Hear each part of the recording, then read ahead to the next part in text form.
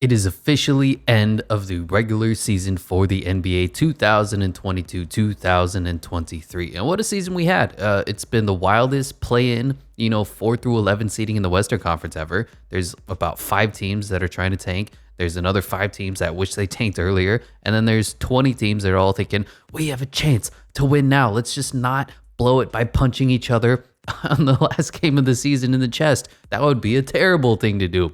Anyway, we'll start at the bottom of this. Victor Wembanyama tier with the Detroit Pistons. All things being equal, I think this is a pretty successful season for the Pistons tank squad. The minute Cade Cunningham was out for the season, it was a lost year. And there's no way around that. I'm not a huge fan of the way that worked, but they're going to continue to stockpile talent. While I'm not 100% on board with Cade Cunningham being the number one option, we'll have to see how he is next year, blah, blah, blah. Beef Stew developed a 3, and that might have saved his career. Jalen Duren is legit. I loved him pre-draft, and he justified it this season. Jaden Ivey is also a monster who played out of position all season, and he still excelled. They've got some good young potential pieces. They traded for James Wiseman. Killian Hayes can come back as point guard 2 or point guard 3. Marvin Bagley, Eugene Omoruyi. So despite being literally record-wise the worst team in the NBA, I think this was a good season for the Pistons squads, and I'm looking forward to see what they do next year. Dwayne Casey officially moved up, and we'll see who they fill in as head coach, possibly for more development, possibly to have them start to make the playoffs. And at 29 is the San Antonio Spurs, and I think we're going to be having a long rebuild for them. They've been kind of fighting it for the last 5, maybe 10 years. Basically, ever since Kawhi Leonard left, they've been saying, no, we're not going to rebuild. No, we're not going to tank. And now they finally said, you know what? We're going to embrace the tank. And I think it's going to be a good maybe 4 or 5 seasons before they even think about winning basketball. So shout out to Greg Popovich. They got a good one in Jeremy Sohan,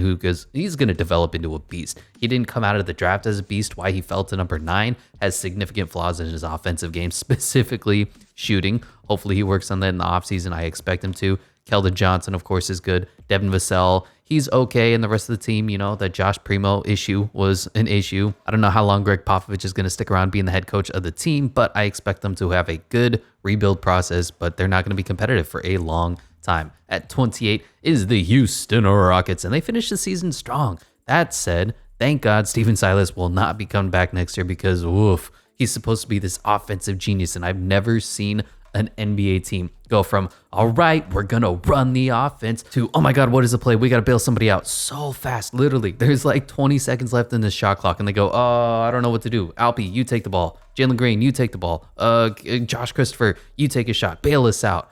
Now, as for the young guys, Usman Garuba's been pretty good. He's shown some shooting ability, which will be pivotal to him earning minutes. Alperen Şengün, of course, everybody's talking about how good he is. Jalen Green, I'm not impressed with his game. I'm a little bit disappointed because I was super high on him in the draft. I actually had him in the same tier, if not above Cade Cunningham, and he's been a little bit disappointing. I think that has more to do with coaching than the actual talent, but he's fine. Jabari Smith went from being a complete bust to a pretty solid worker. Kevin Porter Jr., Tari Eason, another bright spot for this team, but all in all, 22-60, really disappointing season for the Rockets, and I'm glad that they are moving in a different direction in the head coaching department. Hopefully they get somebody who's got an iron fist and has these guys playing defense, coaches them up well, and develops them intelligently. And at 27 is the Charlotte Hornets. Shout out the Hornets for being bad, but not really, really, really bad. LaMelo Ball went out with injury. Miles Bridges beats women. It's a tough season for the Hornets. Their young guys, other than Mark Williams, are not developing. James Bouknight,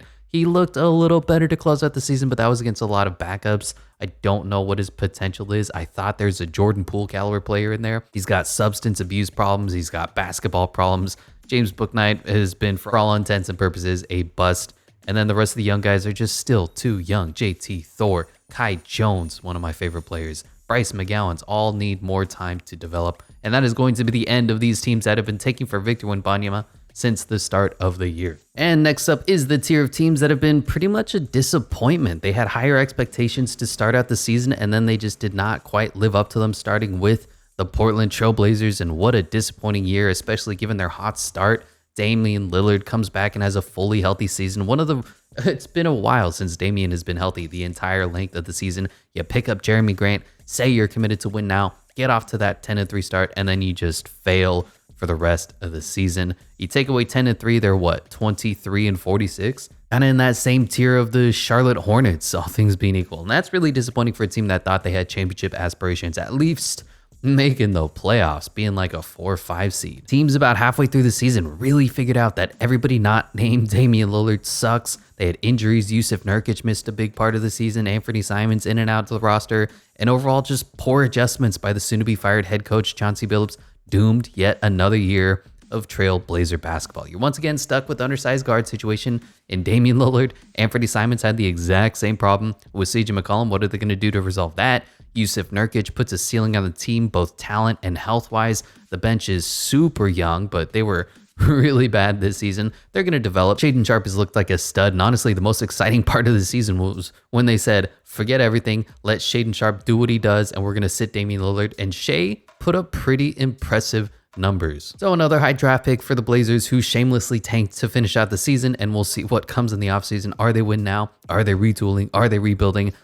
Question marks across the board for the Blazers. At 25 is the Utah Jazz, and I have Will Hardy still as my coach of the year despite the horrible end of the season because they shamelessly tanked for the final, we'll say 10 games as well, and really the whole season has just been a big ol' what are we even doing at this point? I have them talent-wise as the worst roster in the NBA, competitive with the San Antonio Spurs, maybe even worse than that.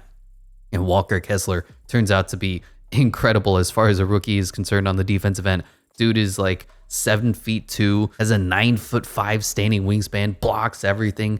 He just played so incredibly well for a rookie. Jordan Clarkson was a magic man alongside Kelly Olynyk and Mike Conley, winning games that they shouldn't have. Every single guy that they trotted out, Johnny Juzang, Chris Dunn, would come out and they'd play hard for Will Hardy. And it was just a fun, also not fun season to watch for the Jazz. No chance of them going far into the playoffs, but at the same time, they were finally out from under the Rudy Gobert disaster, and Donovan Mitchell, to a lesser extent, just complete retooling and revamping of this roster. Went from old white guys like Bogdanovich and Ingles to young guys who play defense. Ochai Agbaji looks like a young, good player as well. Going to be a long couple of seasons for the Utah Jazz as well, but they got a ton of draft picks, they got a great head coach, and they got a bright situation going on in Utah. Next up is the Orlando Magic, and I gotta say, I'm really depressed in this Magic squad. I thought they were gonna make a play-in push, get some valuable experience, because they were kind of in this lower tier Rockets, Spurs, Pistons for the majority of the season. Then Markelle Fultz came back. They played every single game tough, had a bunch of them come down to game-winning or game-tying shots, and they would miss some and they would make some. They beat the Celtics a few times. They're better than their record suggests at 34-48. Franz has been really good. Paolo Banchero was Rookie of the Year. Jalen Suggs has shown elite defensive ability. There's a lot of parts I'm going to look to upgrade on this roster, like Wendell Carter Jr., Cole Anthony, Gary Harris, Kevon Harris. But if I'm a Magic fan, I'm taking nothing but good from this season and moving on to the next one. I'm still worried they don't have a generational number one alpha on the team, which you need to win a ring. I hope that Paolo Banchero can develop into that. Maybe they get a little lucky in the lottery odds. But all things being equal, the future looks pretty bright for the Orlando Magic, and Markelle Fultz had a fully healthy season and looked like a really good, at least, backup point guard for this team. Next up is the Washington Wizards at 23. They're going up a spot technically because of how bad the Magic were to finish the year, but another year of Wizards basketball, who have overtaken the Sacramento Kings now as the worst team in the league with respect to competition, with respect to winning. Whenever you hit that 10th worst team in the NBA consistently, it's a sign, because you don't have championship aspirations. You don't have tanking, getting the number one pick aspirations. You're stuck in mediocrity, which is the worst place to be ever as far as a franchise is concerned, because Bradley Beal is a solid, maybe third or fourth option on a championship team. Now being paid as a number one, has a no trade clause. Kyle Kuzma is a decent, fourth or fifth option on the team, taking number one shots, acting like he's the best player in the team. Kristaps Porzingis might be the lone bright spot on the team, as he had a good season and was mostly healthy, however unreliable that is. And I can't tell you how many times in the fourth quarter I watched Kristaps Porzingis dominate the entire game, dominate the first half. And then they didn't call a single play for him. He takes one shot in the fourth and they lose by 10. Now, Johnny Davis, what a freaking roller coaster this has been. I was a big fan of Johnny Davis out of Wisconsin. You have to recognize the limitations of the players that you draft and play to their strengths. It's not always about the talent. Oftentimes, it's about where you go. And the Wizards development staff is horrible. Look at their former draft picks. any of the trash. Corey Kispert sits specifically in that 3-point shooter role. And everybody says, oh, he's such a good draft pick. That's because all he has to do is shoot the 3 and try to play some defense. Johnny Davis is a bit of a difficult player to game plan for. He's a mid-range assassin. He's a little more athletic than you expect him to be. He just needs a little help coming along. He's also a year older than the competition was at Wisconsin. So he's a really rough start to his career in the summer league. And what do the Wizards do? They trot him out, don't give him any help for a few minutes, and then they bench him for the whole year and say, you suck, get over it. And it was bizarre because he needs the ball in his hands. He needs to get into the mid-range, get to the elbow. I always compared him to Devin Booker, a guy who is also a mid-range assassin, but you have to run plays for him, run Iverson cuts. Don't stick him in the freaking corner and ask him to be a catch and shoot 3-point shooter. That's not his game. Don't ask him to be a lockdown defender. That's not his game. He's young, he has energy, he has talent, but you have to actually play guys to their talents, and that's not what the Wizards do, which is why they've been stuck in this mediocrity tier for so long, year after year after year. We'll go on to the Indiana Pacers, who had a pretty good season, and it's really simple for the Indiana Pacers right now. Your entire team is Tyrese Halliburton. With him fully healthy, they were a playoff team. They were beating the top tier teams in the NBA. Without him, they're tanking. And I'm actually pretty content with how this season went for them because you could see the top end potential that they have with a fully healthy squad. And you can see that they still need help as well. They're about one superstar away from legitimate championship contention. There's a good core of role guys: Buddy Hield, TJ McConnell, Andrew Nembhard, Oshae Brissett, Isaiah Jackson, and I think a core of Tyrese Halliburton, Ben Mathurin with a full offseason under his belt of getting even better, Miles Turner, who had a breakout year this season, and like one more superstar, get a Jaylen Brown on your team, they can legitimately win a championship. So hopefully they get a little bit lucky in the offseason or in the lottery. And next up is the Dallas Mavericks. Woof. The end of this tier of disappointing teams, they are probably the most disappointing. I've never seen a team fall so far after a trade. And I know the West was the Wild West. The difference between 4 and 11 was like 2 games or whatever. But they fell. They were the 4 seed. They were in the top tier of teams looking to win a championship. Luka Doncic is that good. And what an absolute shit show for the Dallas Mavericks. Jason Kidd is literally the worst head coach in the NBA. The quotes he makes after games: I'm just watching like you guys. I don't know how to do this. The offense that he built, he's been here for years, and the offense that he built is the exact same as the one they would run in Houston, where they just said, all right, James Harden, take the ball for 90% of the possessions, either shoot or pass, and I'm not going to run anything other than like a single screen for you. And they just continue to trot this out. Luka, save us. And that was the offense. He doesn't motivate. He doesn't game plan. I don't know what the hell Jason Kidd does. I don't know how he's still on a roster, but this man needs to go. Mark Cuban, he's passionate. I kind of like him. He's got some charisma to him, but he is a horrible owner, probably bottom 5 right now. They can't attract free agents in Dallas, Texas, which is a major market. Why? No income tax out there. Your superstar is now unhappy and trade rumors are being thrown against the wall like ping pong balls. Like, you can't play defense. Anybody on the team can't play defense. Anybody that you sign is terrible. The people who leave the team talk about how badly the team is run. You're locked into bad contracts like Davi Bertans. The entire organization is in flames right now. And if Kyrie Irving walks, which is probably the best option, you're done. And it's really bad right now for the Dallas Mavericks. We'll see what they do to recuperate this in the offseason, but what a horrible end. On top of that, now they're being investigated by the NBA for purposefully losing games to end the season as well.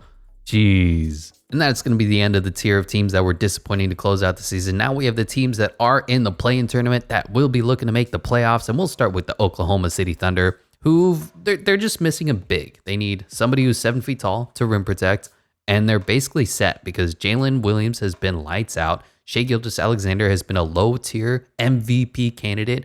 We've quietly brushed aside that Josh Giddey had a really bad year and regressed a little bit this season, but that's fine. I do have some concerns about this roster moving forward, specifically with shooting, because Shai, he just lost the ability to shoot the 3. He's down to, what did he shoot to end the season? 34% on low volume. It's not a terrible percentage, but he's a superstar, man. He's got to be a better 3-point shooter than that. All he does is go to the free throw line a million times a game, which is fine. That's the formula for winning right now.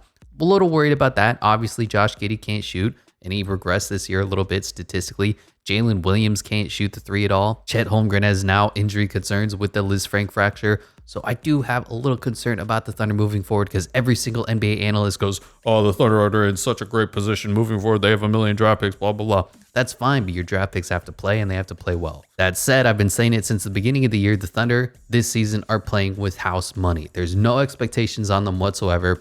Go out, develop, play well, don't play well. It's all part of the game, and they're going to have fun winning games, losing games. Mark Daigneault seems to be a pretty good coach, but next year is where the expectations start. Next year is when we'll see how good these young OKC Thunder are, as they're starting to develop and get up there in age. They don't have a top 5 draft pick this season anymore, so this is the core of guys that you need to win a championship with.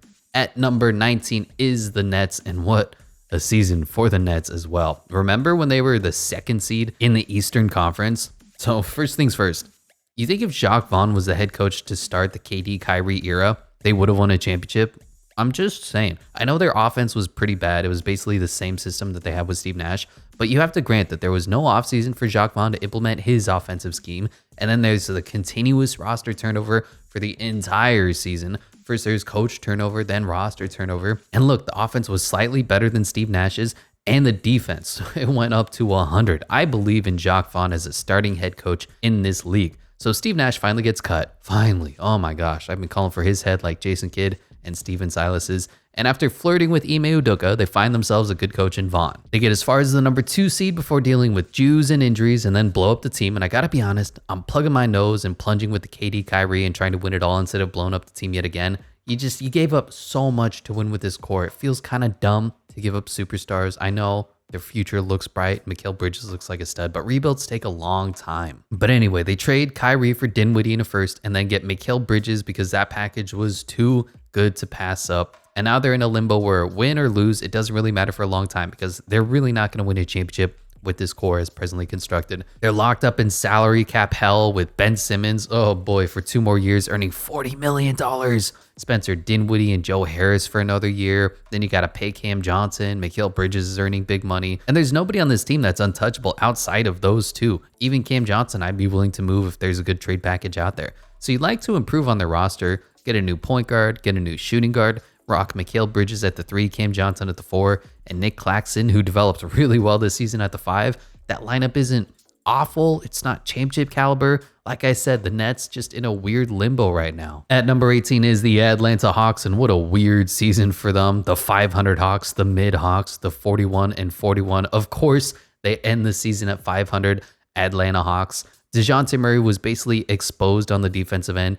Everybody thought he was a defensive stopper, and he's more that free safety. So his on-ball defense isn't great. 3-point shot isn't great. His mid-range jumper comes and goes, and I think it kind of exposed the fact that he's not a number 1 or number 2 option on a really good championship squad. He did what his job was, to come in and kind of ease some of the responsibilities off Trae Young. Also, Trae Young, who seems to be regressing quickly ever since those Eastern Conference Finals. Quinn Snyder came in and said, you know what, Trae, I need you to play a little defense. And can you believe Trae Young played a little defense? All things being equal, he had a pretty good second half to the season. I just think the biggest issue with this team was that they went all in on Bogdanovich instead of Kevin Huerter. I think that was the big mistake because the Sacramento Kings are flying high right now, in large part to a younger, better Kevin Huerter. And this Hawks squad is tough to grade because they have the potential to make it probably back to the Eastern Conference Finals if everybody's playing at their peak. Quinn Snyder is going to have a full offseason to get this team right. We'll see with the Hawks. That's really all I can say. They're in the playoffs already anyway, so they're not a horrible team. Next up is the Pelicans, who are going to be falling down 3 spots because they finished the season losing a couple games, especially losing to the Timberwolves in a clearly winnable game where they're beating each other up. And Zion Williamson, they were the best team in the West. Then Zion went down, and then they were the worst team in the West. And now they're somewhere in the middle with a bad end of the season. Brandon Ingram has looked incredible. Sugar Trey has broken out, but all in all, a disappointing season where they ended up in the exact same spot they were last season, where when is Zion coming back? If Zion can stay healthy, they're going to be a legitimate championship contender. They got a ton of draft picks, got a ton of depth, have good pieces. They need to get better point guard play, and they need to get a versatile defensive center because those were their 2 major weaknesses on the team. I hope Dyson Daniels turns into that point guard of the future, and they can pick up a guy like Jakob Poeltl, or I don't know if Kevon Looney's available. But really, at the end of the day, the Pelicans team will always boil down to, can Zion stay healthy for a season? And it looks like the answer year after year is going to be no. Next up is the Minnesota Timberwolves, and so the Timberwolves have a fruit punch problem. Jaden McDaniels, first of all, got so mad at halftime. I don't know what happened. Maybe he didn't get enough shots. Maybe he woke up on the wrong side of the bed. I don't know, but this man went out and punched a wall just like LeBron did that I think there's a famous football player who did that too in the playoffs. Final game of the season, mind you. 82nd game of the NBA. What is this, like 6 months of nonstop basketball every single day, getting ready for the playoffs, entering the play-in tournament, and he broke his hand punching a wall out of frustration, and he's pretty much gone for the playoffs because of that. He was their best defender. And then, of course, Rudy Gobert. Last year's feel-good franchise destroyed its short-term future for Rudy Gobert, gave up all of their depth in Malik Beasley and Jared Vanderbilt, and like 17 first-round picks, including a Walker Kessler, who right now is better than Rudy Gobert. They gave it all up for LOL can't shoot, franchise destroyer now, COVID spreader, Rudy Gobert on an untradeable contract, who punches Kyle Anderson, the former Spur, the former Grizzly, generally known as a decent, nice guy. Kyle Anderson, slow-mo? You punched him. And I don't know what they're going to do. They sent him away immediately for the game, which makes a lot of sense. If you watch the video, he goes out. He's the aggressor. He punches Kyle Anderson in the chest. It's like this very soft, effeminate punch because it's Rudy Gobert. And then Taurean Prince shoves him out of the way. So immediately you know that he's the outside guy. He's the one that nobody likes on the team. Outside looking in type of guy. And what do you do with him? He's earning these max dollars. He's on a contract through 2026. Do you trade him? Does anybody want him? Do you cut him? A bizarre ending to the worst trade in NBA history. Not even hindsight 2020. The second the Timberwolves pulled off this trade, everybody said, nah, this is dumb. This isn't going to work. I got a whole bunch of people who are like, oh, he'll just do what Jared Vanderbilt does, but better. Nah, this isn't going to work. You're ruining Karl Anthony Towns. You ruined your team. You ruined your future, all for Rudy Gobert. As for the season, I mean, it's been up and down. There's not too much to talk about on top of that. They got rid of D'Lo for maybe a slightly better fit of Michael Conley. Karl Towns has been out for almost the whole season, has come back, and has looked any bit as good and as bad as Karl Towns has been for his whole year, but yeah, the Timberwolves are in a bad spot right now, and I would not want to be a Timberwolves fan. But hey, they won against the Pelicans. I don't know if that's more to say about the Pelicans being bad or the Timberwolves being good. Let's go, Minnesota. Beat LA. And the Bulls, I actually have at 15. I might be a little bit higher on them than some people are. They've beaten the good teams a lot, and they lost to the bad teams in embarrassing fashion. So I think it's more mental than talent-wise on why they're this bad. It just feels like any game that was a must-win game, they figured out a way to lose. And that's because they're playing a bad brand of basketball. All offense, no defense. DeMar DeRozan doesn't play defense. Zach LaVine doesn't play defense. Lonzo Ball, who used to play defense, his career is now over. And that sucks because who knows how good they could have been with him healthy. Vucevic is a bad defender, and that sucks. He's probably done with the Chicago Bulls after this season. I can only imagine how much better this season would have been for them if they had a healthy Lonzo Ball. They had to bring in Patrick Beverley to kind of support what he makes up for on the defensive end, and he's fine. Kobe White had a breakout year. Imagine if he was able to play point guard 2 or shooting guard 2 or whatever, get less reps to Alex Caruso. I just feel like it would have solved so many of their problems to have a healthy Lonzo Ball, and he's gone. And the team is disappointing, but they're starting to win games, and they made it into the play-in tournament, and they're going to win some games with this all offensive ability, and DeMar DeRozan being a producer, and Caruso and Beverly and Desumnu all giving their effort on the defensive end. They are capable of winning a few games, but at best, this team is a first-round exit, which is why they're sitting at 15th. And at 14th is the Toronto Raptors, which is interesting because they had a really bad start to the season. I think me and everybody else in Toronto said, forget it. Shut the season down, let's tank. And then they went and they won a couple games and traded for Jakob Poeltl and won some more games. And the problem with them, which has been the problem for the entire season, is, so look, a lot of teams run a lineup where like one guy can't shoot the three and they have to figure out ways to hide him. They scheme him up and put him in the corner and have him, you know, corner cut all the time, pound the offensive glass, etc. Or they'll have him be the screener, which forces defenses to help or switch off of them. So it still spaces the floor even though they cannot shoot the three reliably. The Raptors at any one time have 4 to 5 guys who cannot consistently make their three-pointers. And you wonder why they still can't score in today's game. Why half of their games come down to like 87 to 84 games. They got great length. They got great defense. Scott Barnes is a stud, but they can't shoot. I think Nick Nurse is a good championship win now type of head coach and an awful development, evaluate talent head coach. And the Raptors are very similar to other teams in this position, like the Wizards, I think are a good comparison for them, where they don't really know if they're win now or if they're lose now, and they're kind of stuck in this middle tier. They're a little bit better because I believe in Masai Ujiri, and they're a pretty good, well-run organization, but they really lack the talent. And at best, this season is going to be another year of a first round exit for them. And lastly of this tier is the Miami Heat. I know they have a little bit better of a record than the other teams.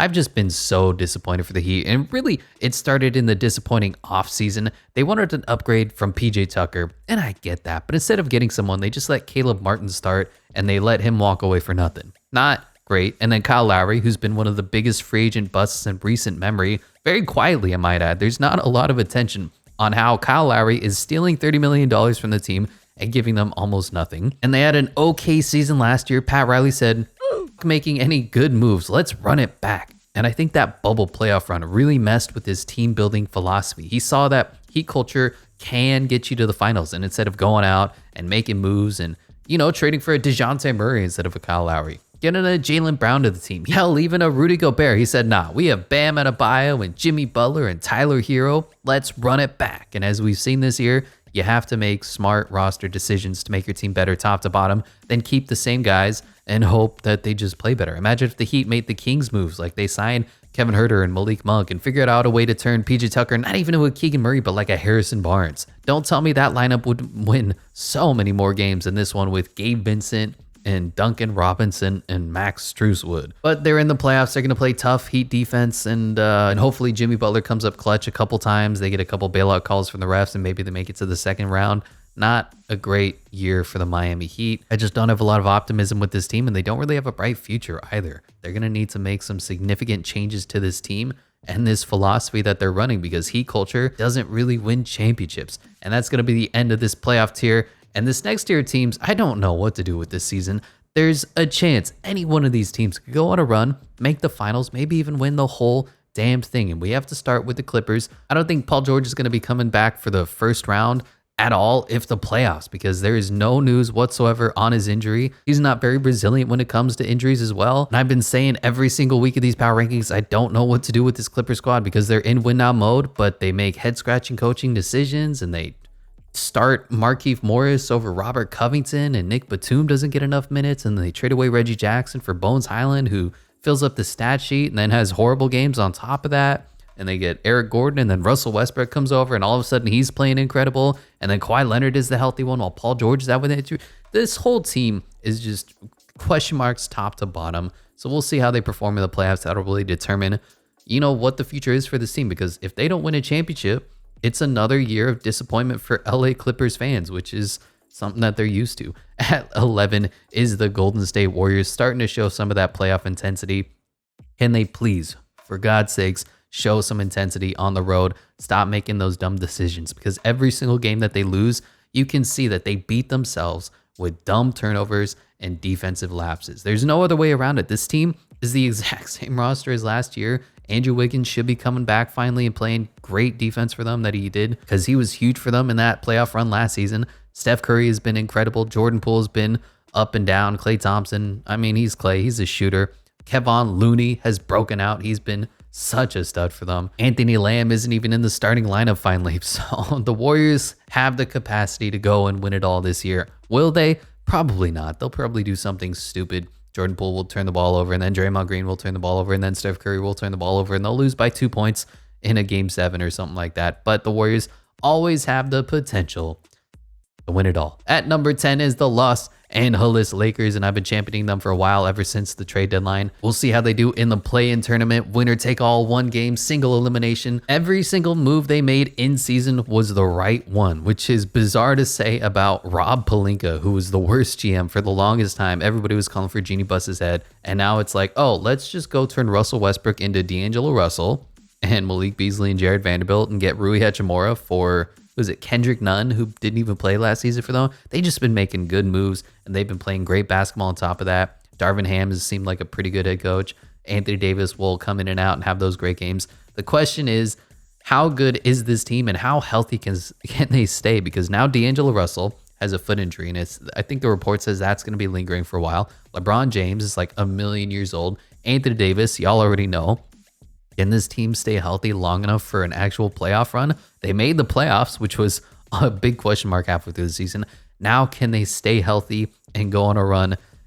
We'll see, man. At number 9 is the other big market team, the New York Knicks. And it starts as this. Jalen Brunson is probably up there as most improved. Statistically, he's not the most improved player, but you look at the role that he filled. He went from kind of backup point guard, number 2 option, number 3 option on the Dallas Mavericks, to being the number 1 best player on the team for the largest market in the world, New York Knicks. Scorer, facilitator, leader. What a season Jalen Brunson has had. And I was one of the doubters. I said this was a dumb move for him. This is an overpay for the Knicks. This isn't going to work. And it's clear that Jalen Brunson is the answer. And even Tom Thibodeau has had a really good year coaching-wise. He's made a lot of smart decisions that I have agreed with, because normally he plays like an 8-man rotation in January, and the only guys that'll play are former Chicago Bulls. He'll bring over Taj Gibson, Derrick Rose, and Joakim Noah and ask them to carry the brunt of the minutes on the team. And finally, it seems like Tom Thibodeau is making good coaching moves. What is their high-end potential? I still don't know if they're going to make it even out of the East, especially how good the Eastern Conference is this year.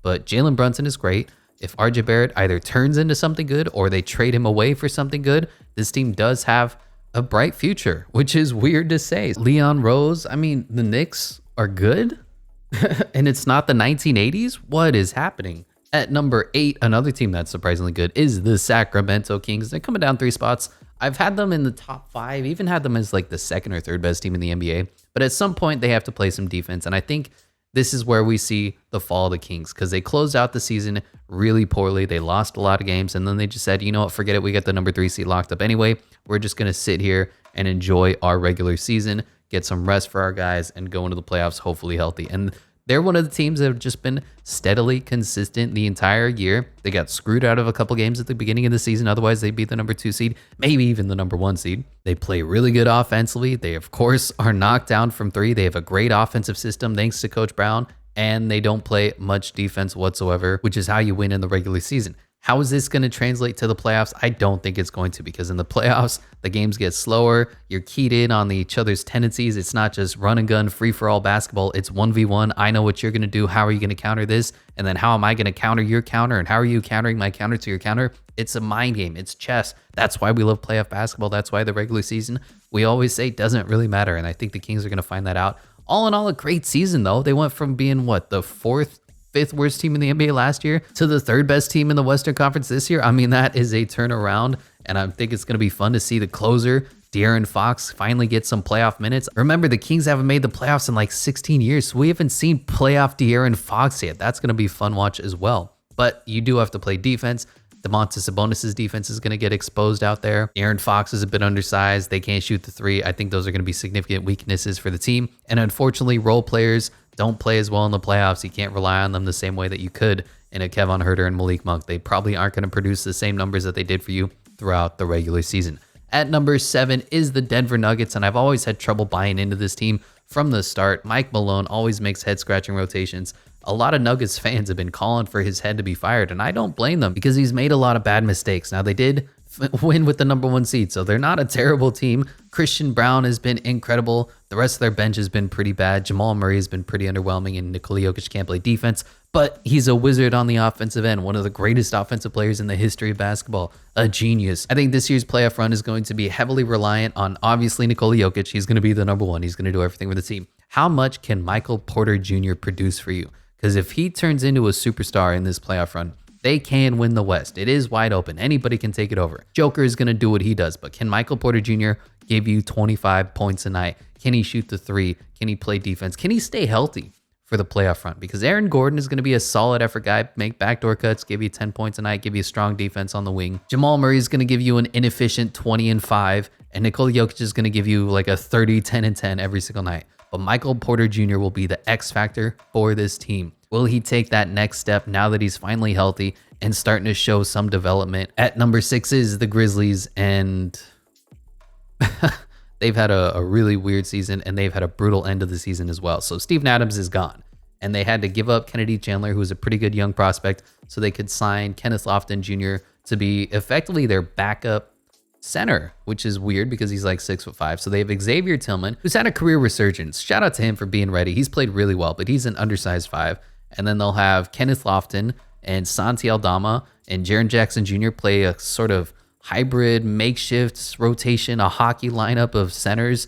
And they're going to struggle anytime they go up against the Joker, if they go up against Embiid, if they go up against the Lakers. Anybody with size, the Grizzlies are going to struggle with. But they've been a good team for the entire season. They've basically been the second best team in the West all year. Got to credit their depth. Got to credit head coach Taylor Jenkins. John Morant goes out, they still win their games. Desmond Bane goes out, they still win their games. I'm just worried about their playoff basketball, their playoff acumen, and when it comes down to the final minutes of the game, who are they going to rely on to execute? Because John Morant's three-pointer has fallen off, and of course, he can't stop pointing guns at people. I just don't know how confident I am about this team in the Western Conference, which is why I have the Phoenix Suns at number 5. And of course, you can't rely on their health because Cliff Paul is a million years old, and Kevin Durant can't stop getting hurt, and Devin Booker has the worst hamstrings in the history, and DeAndre Ayton doesn't like to play hard, and their depth is gone now. They had to trade away Mikal Bridges and Cam Johnson to get Kevin Durant. But theoretically, their top end talent is the best in the West. And if Kevin Durant, let's just say everybody on the Suns stays healthy somehow, magically, they're coming out of the West, right? There's no question marks about that. They're going to beat any team that they play. They're going to be better than the Grizzlies. They're going to be better than the Nuggets, than the Kings, than the Lakers. I don't think there's a single team fully healthy that the Suns can't beat. They just need to stay healthy. And, can you unleash DeAndre Ayton? Probably not. And at number 4, the top of this tier is the Cleveland Cavaliers, who I've been really high on since the beginning of the season. They've been another team like the Kings, just a really steady team. You don't look now, but they're a 51-31. They're a 50-win team. They just need everything to go their way to win. That means a healthy and accurate sharpshooting Donovan Mitchell, Darius Garland, who's not playing with hesitation. Sometimes he takes himself out of the offense to be the second option to Donovan Mitchell. He can't do that. Evan Mobley needs to be aggressive both sides of the court. Jared Allen needs to play lethal, all-NBA defense, anchor the team, and be on the glass both sides of the court. And their bench has to produce, and Isaac Okoro and Dean Wade and Ricky Rubio and Garrett Levert and Chetty Osman. And even then, even if everything goes great for the Cavs, I still don't know if they're good enough to beat a team like the Bucks or the 76ers. But I do love the consistency of this team, and that's why I've consistently had them in the top 5 of these power rankings. And then we have the top tier of teams that are in this last 1, 2, 3 tier, and they're just undeniably the best teams in the NBA. The Celtics, they've been up and down. They had a really tumultuous season. They went something like 21-2, and then have been kind of a slightly above 500 team for the rest of the year. I think they found some consistency at the end of the season. They really had that middle of the season lull where they struggled to find their offense, and Grant Williams had drama with him, and Jaylen Brown kept breaking his face, and now he's wearing a mask all the time, and Jason Tatum isn't an MVP, hasn't taken that next step that we all wanted him to. But Malcolm Brogdon has been a great signing for them. I think it's exactly what they needed. Marcus Smart has been pretty good. I think he's been dealing with injuries. Robert Williams can't stop getting hurt as well. Go over and bring in Mike Muscala to be their backup center. Luke Cornett. At the end of the day, this Celtics team has the potential to get back to the Eastern Conference Finals. Will they get through the 76ers or the Bucks or both of them? Maybe is the best I can say. And at number 2 is those aforementioned Philadelphia 76ers. Joel Embiid, MVP. 76ers, favorites. Doc Rivers, he's going to blow it. I can just predict it now. I can see some sort of head-scratching rotation where Tobias Harris gets 47 minutes and gives you 2 points. Tyrese Maxey gets benched for the entire second half. Joel Embiid gets hurt, and James Harden pulls his hamstring. And one way or another, Doc Rivers finds a way to blow this offseason and another year of championship contention for the 76ers, because that is what he's been doing consistently since he got here. And at number 1 is the Milwaukee Bucks. Just an impressive season for them. They've been the most dominant team in the NBA, regardless of injuries, top to bottom. Giannis goes out with injuries, they're still fine. Chris Middleton, which is a big question mark, by the way, with his knee, he doesn't play, they're still fine. Drew Holiday has been incredible. He's had a bounce back resurgence of a year. I know statistically it's not that, but he has been the number 1 option for this team on a lot of nights, because Giannis was out, because Chris Middleton was out, and they've had to rely on Drew Holiday to be that dude, and he has stepped up and answered. Brook Lopez has been strong this year. Defensive Player of the Year candidate. Bobby Portis is great. A lot of the Bucks players, I always say this, they know exactly what their role is, and they excel at their jobs. They're a little better than what their role is for the team, but they sacrifice for the sake of winning. Look at a guy like Brook. He could probably still average 20 and 10 on a losing team. Same thing with Bobby Portis, but they say we're going to go to Milwaukee and we're going to win championships alongside Giannis. They got Grayson Allen, they got Pat Connaughton, they got Javon Carter. They have an impressive culture of winning right now, and they are the best team in the NBA.